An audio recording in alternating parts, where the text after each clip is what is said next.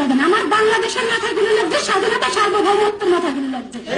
যে ছেলে মেয়েগুলো, যে তরুণরা আন্দোলনের এই হাসিনাকে হটাইতে পারছে, যে আন্দোলন যা খালেদা জিয়া যারা ট্রিটমেন্ট বিদেশে নিতে পারে না, খালেদা জিয়ার বাড়ি যখন শেষ হয়ে গেল তখন আন্দোলন করে খালেদা জিয়ার বাড়িটা রক্ষা করতে পারে না, 57 জন সেনা অফিসার নিহত হলো, বিচার আদায় করতে পারে না।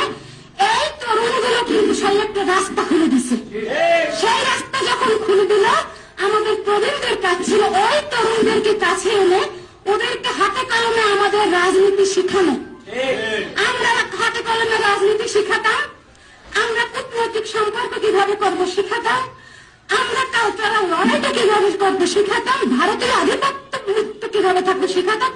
সেটা না করে আমরা হাত ছেড়ে দিচ্ছি বাচ্চাদের, এবং বাচ্চাদেরকে বিভিন্ন গালিগালাজ করা শুরু করে দিচ্ছে, হাতের বয়সী, কোমরের বয়সী, বোঝেকি, নাতের বয়সী, ছেলের বয়সী। আমি বলি এই বয়ান যারা তৈরি করছে তারা সবাই আমার ওসমানের মাথায় গুলির জন্য দেয়।